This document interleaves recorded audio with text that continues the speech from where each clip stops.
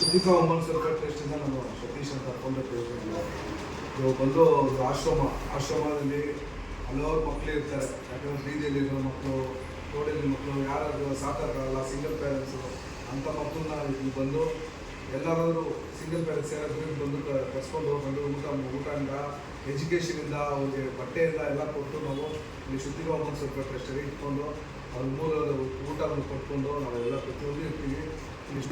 ಯಾರು ನೋಡಿ ಕರ್ಕೊಂಡು ಬಂದು ಸೇರಿಸ್ಬೇಕಂತ ವಿನಂತಿ ಮಾಡ್ತೀನಿ. ಯಾಕಂದರೆ ಮಕ್ಕಳು ಬಹುಶಃ ಏನೋ ಹಾಳಾಗಬಾರ್ದು, ಮಕ್ಕಳು ಬಹುಶಃ ಏನೋ ಒಂದು ಹಾಳಾಯ್ತಂದ್ರೆ ಮಕ್ಕಳು ಫ್ಯೂಚರ್ ಬಹುಶಃ ಎಲ್ಲರೂ ಒಳ್ಳೇದು ಮಾಡ್ಬೇಕಂತ ಎಲ್ಲರ ಹತ್ರ ವಿನಂತಿ ಮಾಡ್ಕೊಳ್ತೀನಿ.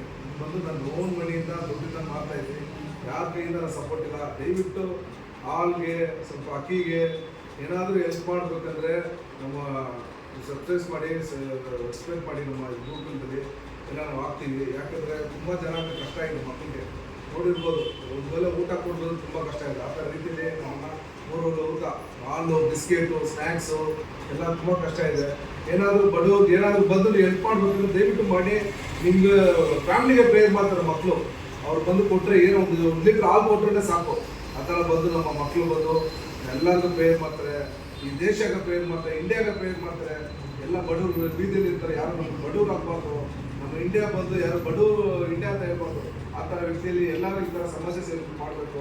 ತುಂಬ ಕಷ್ಟ ಇತ್ತು ನೋಡಿ, ಒಬ್ಬೊಬ್ಬರು ಒಂದೊಂದು ವ್ಯಕ್ತಿ ಇದೆ.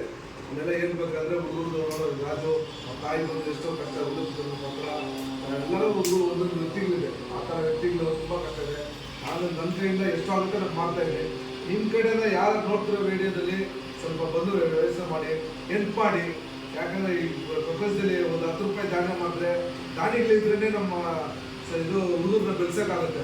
ಬರೀ ವಿಡಿಯೋ ಮಾಡಿಬಿಟ್ಟು ಸೆಲೆಕ್ಟಾಗಿ ಇಟ್ಬಿಟ್ಟು ದಯವಿಟ್ಟು ಏನಾದರೂ ಸಮಾಜ ಸೇವೆ ಮಾಡಿ.